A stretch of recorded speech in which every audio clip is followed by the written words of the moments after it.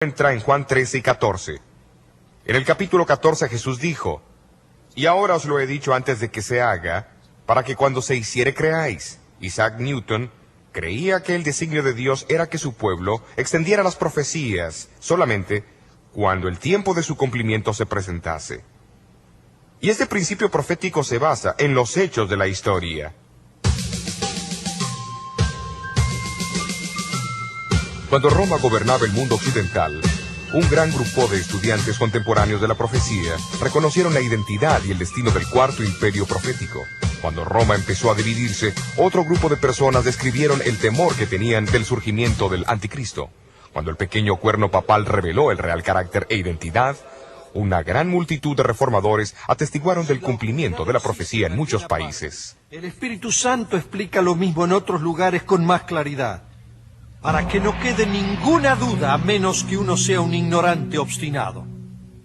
Cuando los 1260 años llegaban a su fin, eso también fue proclamado en el Viejo y Nuevo Mundo.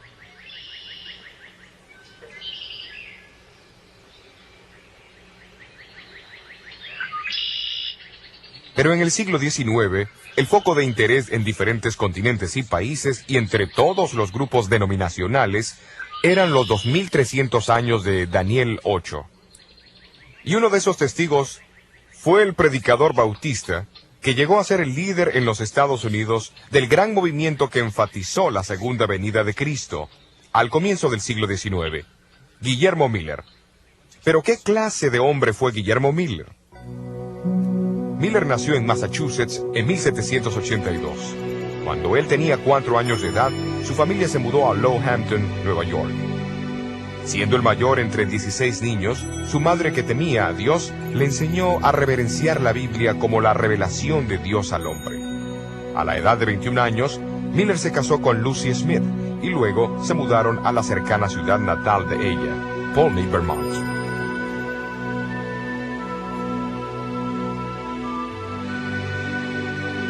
Al separarse de la influencia religiosa de su madre, Miller fue atraído por la filosofía del deísmo, promovida por sus amigos. Para el deísta, Dios es una clase de autor ausente que no tiene ningún interés en su creación.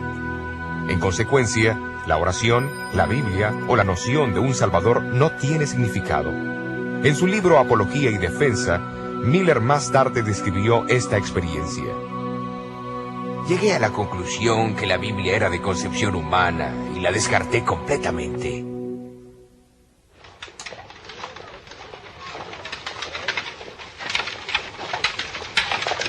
Pero Miller poseía cualidades personales que incitaban a otras personas a confiar en él.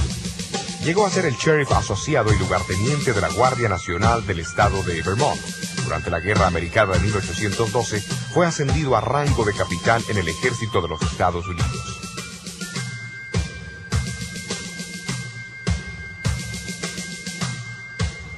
En el verano de 1814, peleó en la famosa batalla de Plattsburgh, uno de los conflictos decisivos de la guerra.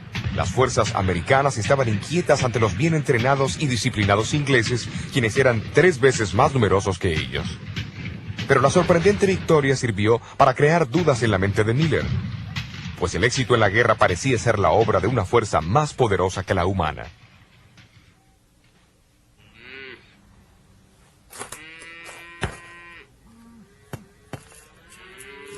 En 1815, Miller regresó a Lowhampton y edificó en un terreno de 80 hectáreas esta cómoda casa de 2 pisos cerca de un bosque de arces. Aunque ahora creía en un ser supremo, todavía no creía que Dios había dado alguna revelación por escrito. Sin embargo, un día, al convencerse de su iniquidad, comenzó a preguntarse cómo un ser justo podría salvar a los violadores de su ley.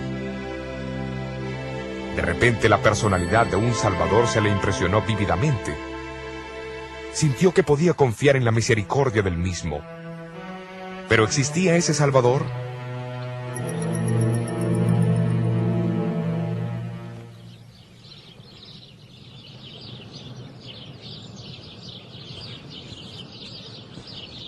A fines de 1816, él aceptó a Jesús como su Salvador y amigo en la iglesia bautista de Hampton, y la Biblia llegó a ser un deleite.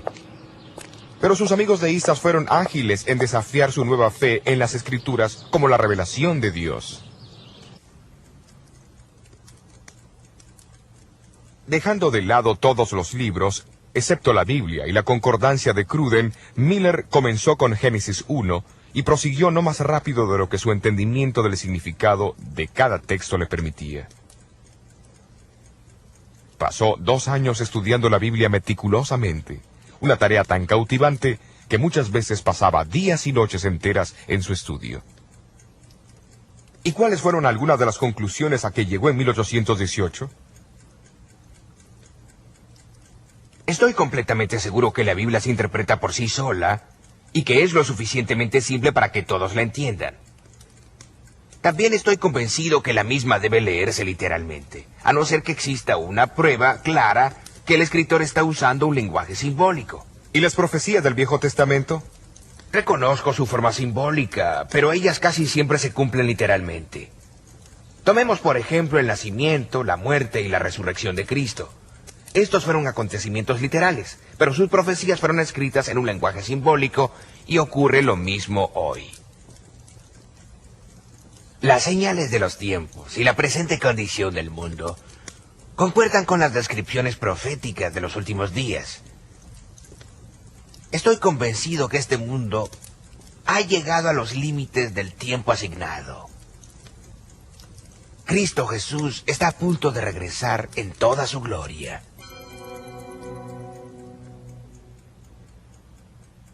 La conclusión de Miller fue interesante, pues era contraria a la idea predominante de la mayoría de las iglesias protestantes de su tiempo sobre la segunda venida. Estos enseñaban que el milenio, o período de 1000 años descrito en Apocalipsis 20, comenzaría con una conversión mundial. Esto llevaría a un reinado milenario de paz y justicia en la tierra. Entonces la segunda venida de Cristo ocurriría al final de los 1000 años. Mientras muchos pensaban que ellos reconocían las señales que indicaban que el milenio se iniciaría al comienzo de los 1800, Miller por su lado estaba convencido de que la venida de Cristo era inminente y que ocurriría al comienzo de los 1000 años. Estoy seguro de que nos hemos equivocado en cuanto a esto. Solo escuchemos Daniel 8, versículo 14. Hasta 2300 días de tarde y mañana, y el santuario será purificado. El capítulo indica que los 2300 años comienzan con el decreto de reconstruir Jerusalén en el año 457 a.C. El período termina alrededor del año de 1843. La Biblia parece enseñar que el santuario es la tierra. La purificación debe ser la purificación de fuego en la segunda venida de Cristo. Lo que significa que en unos 25 años el mundo llegará a su fin y Jesús vendrá. De hecho, Miller pasó los próximos 13 años examinando y reexaminando los argumentos a favor y en contra de su creencia. A medida que crecía su convicción, sentía que tenía el deber personal de comunicar al mundo sus conclusiones. Cuando los años de investigación finalmente borraron todo vestigio de duda, el temor de hablar en público se hizo presente.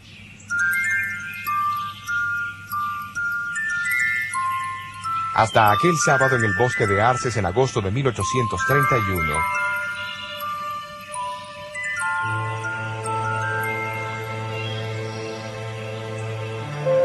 Miller acompañó a su sobrino, Irving Guilford, a la casa de los Guilford en Dresden. Respetando la falta de confianza de Miller, sus parientes invitaron a los vecinos a su casa, en lugar de ir a la pequeña iglesia bautista aquel domingo. El texto que usó en su sermón, Daniel capítulo 7, interpretado de igual manera que los grandes reformadores lo interpretaban, pero con el cumplimiento adicional de los 1260 años en 1798. Fue la predicación de Juan Knox sobre Daniel 7 en 1547 que inició la reforma en Escocia. Pero ahora Guillermo Miller avanza un paso más. Él añade una interpretación de los capítulos 8 y 9 de Daniel para iniciar el gran movimiento del advenimiento en el Nuevo Mundo.